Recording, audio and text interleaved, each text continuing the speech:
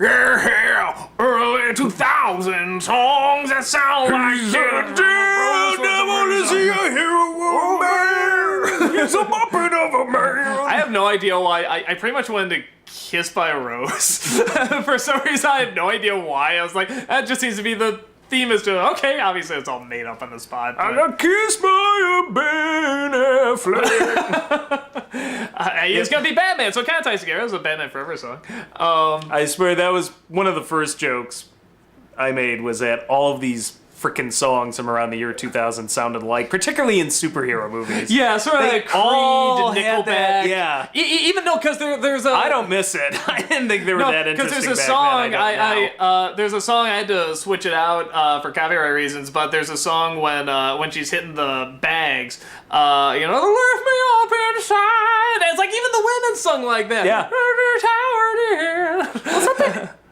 Every song from that time period sounded like that. It's just like they were all of them that sounded like that used in comic book movies. Yeah, well, no, and I think I said in the longer version of the song, I was like, they all sound like this except for the boy bands, but that was shit, so, and I can't sing that well like that, so I'm just gonna sing like this. Like, that was it. It was like boy bands and that sort of Creed Nickelback sound. But bullshit, you want to hear our real thoughts on Daredevil. Pretty bad. It's pretty bad, but it's interesting actually talking about that now, because we just did, I'm not sure which one of these is coming out first, but we just did a review of Cinderella. My voice is a little sore. There was a lot of screaming. But I was saying, sort of this film is trying to operate too much on, like the logic of something that's not really supposed to have logic, that much logic to it, a fairy tale, and need more focus on the emotion. And this one had almost the opposite problems in that you could tell it's like, this is a checklist of the superhero stuff that all superhero movies were like at that time, Batman, Blade, Spider-Man, all this stuff, especially the ones trying to be all dark and broody. And it's just interesting seeing this list follow through, but really no reason why. It's not like somebody was like, I really want to tell this story about this guy who dresses up like this Daredevil, this superhero, because it's a really unique story that's never been done. It's so clearly from all these other aspects that were not even that popular at the time. They were trying to come back. The best way I can describe movies like these are paint by number. Yeah. Like, literally just like somebody threw a bunch of numbers in a script and said, okay, hit all of these numbers. And then they just assembled them together and you get this painting that just looks like a paint by number painting. Like, it's good enough, I guess, but it's just bland and there's a picture. Like, well, that's why I think it's so great. I mean, just the comparison to now with, like, those comic book superhero movies and back then, because, like, Dark Knight was also very brooding and very dark, and Batman Begins and stuff, but it did different stuff with it, and it took it to, like, a new level. It's like, let's see what we can really do with this, where Daredevil, like I said, it looked dark, and honestly, didn't look that bad. I mean, when you hear... It looked all right. No, I mean, like, when you hear Ben Affleck is gonna play this guy in a red outfit with little horns and stuff like that, like, I'm surprisingly not laughing at him. I'm actually like, okay, like, he actually looks okay, and the film... I was laughing a little, looks okay. Well, no, when he starts... And I like Daredevil as a character, so, but some things I'm not sure can ever translate that great, and the Daredevil outfit, at least in that incarnation, yeah. See, I thought it was okay. I could take it seriously. It was not god-awful, but it was the kind of thing that I'm just like, it's a little silly.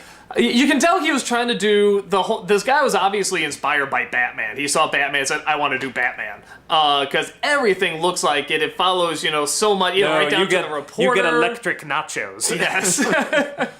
Which I know is like the comic book character's name, but it still sounds ridiculous. I would have allowed a change for that. Or at least a change in tone, at least, if you're going to actually have a character called that. Well, and they play up the Batman thing like, Am I one of the bad guys, or am I doing this for justice? But there's no fight! But they don't really do anything with it.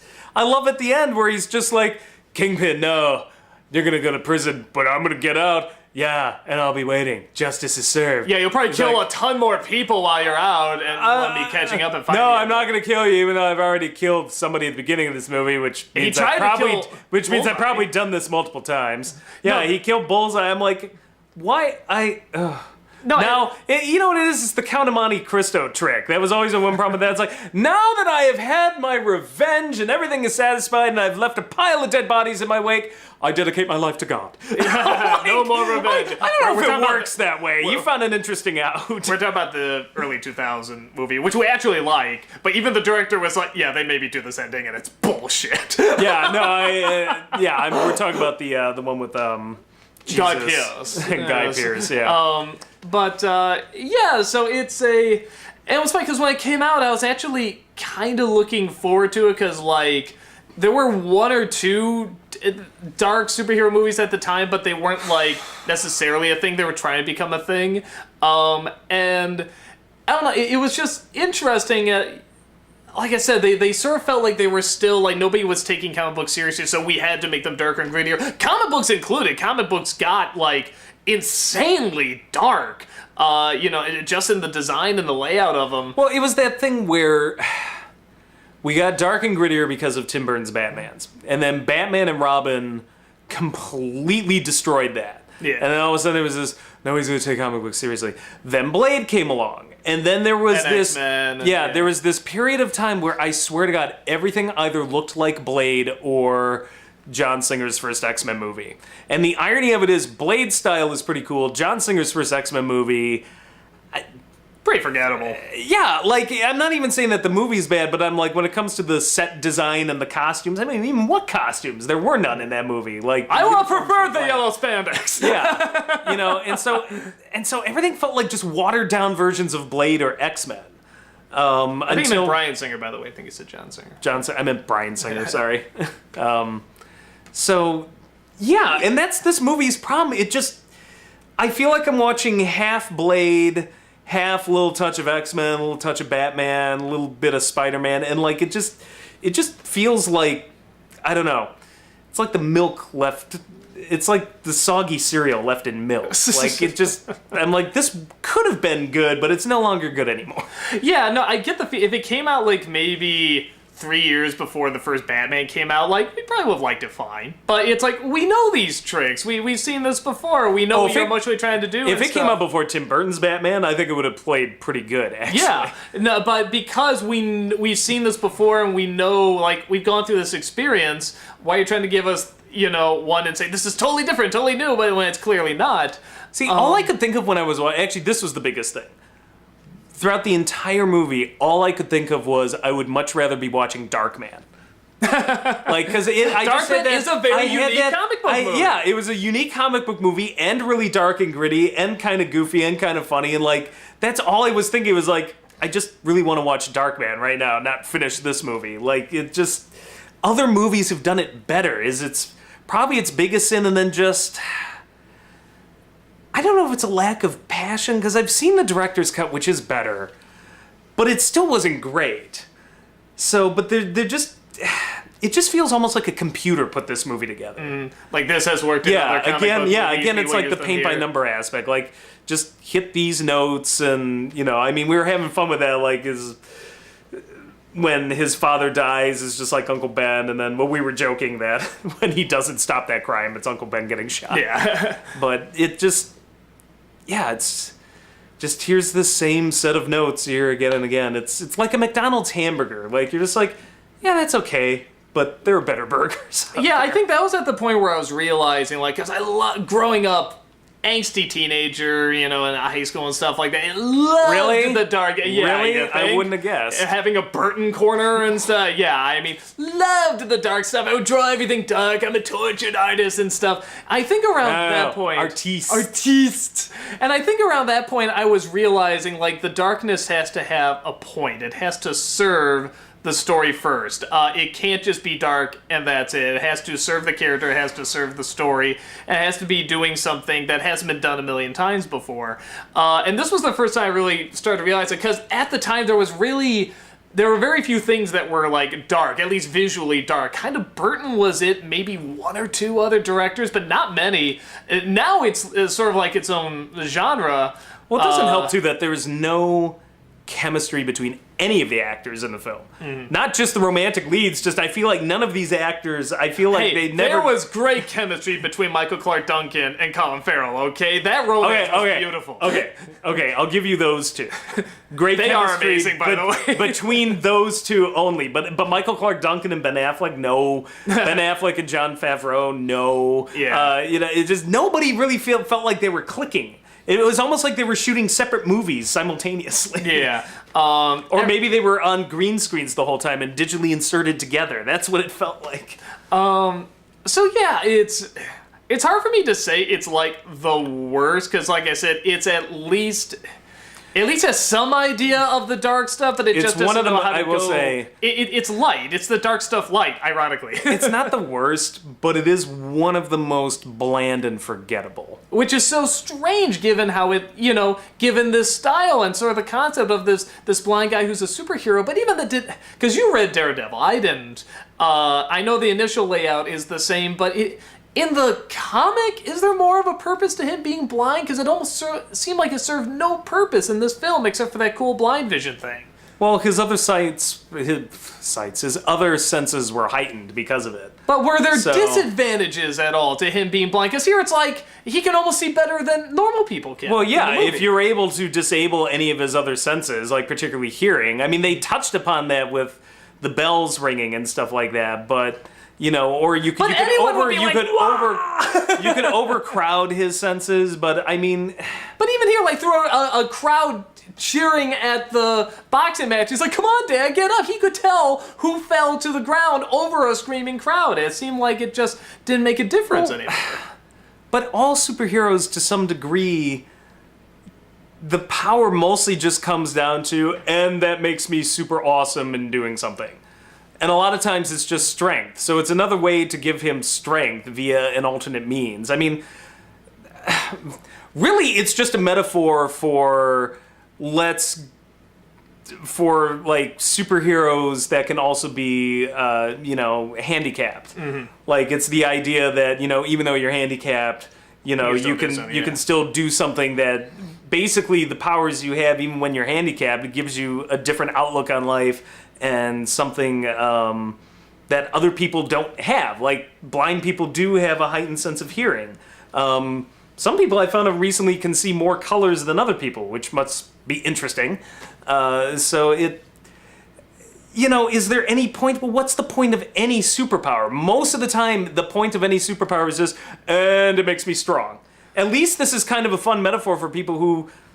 do have, particular handicaps or something, and, they can be like, hey, well, that's awesome. Somebody that's like me, and, they can do cool stuff too. It's somebody to look up to, No, but like, okay, for example, like, he could hear certain things about, there's a point where he says, I can hear the police siren all the way from here saying that they're gonna come and get you. Well, okay, even with those superpowers, I doubt that, but whatever. It gives him sort of this advantage that normal people don't have. But then I would have to say something else has to still encompass the blindness outside of just the sound. Like, there was one scene I really like when Bullseye, he throws the cane, he's trying to catch it, but then an explosion happens, and the wave and the sound impales his senses, so now he sees 5 of those canes. Like, okay, that makes sense. But on top of that, it's like he doesn't even need the cane. So I'm thinking, like, there has to sort of be, like, a blessing and a curse with it, and it seemed like there wasn't that much of a curse with it, because it seemed like he could still pretty much see. Well, that's also too because it didn't focus. No pun intended. It didn't focus as much, I think, on his personal life. It was just, here's the superhero aspect, and what little it did, it's like, I'm gonna have a fight out in the open with this girl, and nobody's gonna think this is weird, I guess. My walking cane is also my weapon. Hello! Nobody puts that together. And that's like if Batman did carry around his wallet. Check his wallet. Hey, it's Bruce Wayne. Just why would you carry that? Yeah, that's pretty dumb. But I don't know. I guess I don't get the point. It's like, well, what's the point of any superpower? Well, no, because, Superman, he's got incredible strength to do all this cool stuff, but then he also has this weakness, to kryptonite that to us is like nothing. But the ability, the ability to super hear. I mean, he could hear criminals having conversations. Yeah, think of it like Superman in that maybe it was Returns, one of them where he's up high listening to all the cell phone conversations, and he zeroes in on a police CB radio reporting a crime and decides to go down there. And, think of it like that. There are many advantages. Now, did the movie play all those up? No, but I think the comic does. No, that's what I'm asking, yeah. Okay, yeah, that's a problem in the movie's interpretation. They take his powers and they kind of just package it into one little... thing. Time limit, fair enough. But... Yeah, had it been a better movie, maybe it would have focused on more aspects and come up with more creative ways and, but I honestly, that didn't bother me that much. I thought I got an idea of how it would help him out. I guess I was just trying to get, like I said, I was trying to get an idea of, how the powers kind of worked. It just got to a point where I was kind of saying to myself, why is he even blind? But in the comics, it sounds like they play it a little bit more, both the advantages and disadvantages. Yeah, he does have kryptonite. Like, if you play noises too loud, you could... trying to remember which... They tapped out a little There were a couple bit. comics where they found ways to kind of scramble his hearing. There are ways to do it. So, yeah. Okay. I'm trying to think of much else. I mean, we just did the review, so... And they're big. I still miss Michael Clark Duncan every time I see him on screen. There's some actors I still can't believe are gone, and that is one where I'm just like, damn it. That guy was so great. He was perfectly... I know Kingpin's supposed to be white. Oh, but he was perfect. But it's one of those cases where it's like... The color of the skin doesn't matter when you find somebody that so embodies a character. Yeah. When I heard he was Kingpin, I didn't even genius. blink. Yeah, I was like, this is one of the greatest ideas anybody's ever had. And then, of course, the movie sucks, but... I thought that was just brilliant casting. Well, am I right? Somebody told me that, because the character looks fat in the comic, but it's actually not. It's some sort of weird morphed muscle or something like muscle. That. So and he's perfect for that, because it's he has that look about him. Yeah, is this guy, is this guy just really tall and kind of chunky, or is this guy really tall and fucking muscular as hell? And in the suit, it's kind of hard to tell. No, he's a fucking brick. Yeah, no. He's obviously, he's got the muscle. It's proportioned perfectly for that. Colin Farrell. Yeah, I'm not a Colin Farrell fan either. Even when we saw him, because because we had seen this movie back when it came out, and even back when it came out, I couldn't stop laughing at him. I'm like, this guy is amazing with that dumb, cross-eyed, blank stare. He's like the poor man's Brad Pitt in that movie, but it's great. He's so nuts. My favorite is that, he's... Made me miss. Yeah, I love that. I love that some aspects where, I really like that aspect of he wants to go after Daredevil for free just because he made him miss. That's comic books. That's great. And that's a great addition to the character. And I will say, surprisingly, this movie, the action scene, particularly the first one in the bar, is shot with a lot of flashing lights and a lot of kind of shaky camera. I was shocked. I could follow it okay. It was actually decent action for all the effects and everything. Let's remember, between Michael Bay and the Bourne movies, really action directing has gone straight downhill. There's no concept of how to properly shoot an action scene. It's just, and we're gonna insert some digital explosions here and shake the camera. That's it. So I think some of it maybe we probably at the time wouldn't have thought this is the greatest action scene ever. Avengers was decent. That was pretty. No. I'm saying there are. Yeah, okay. There's some out there.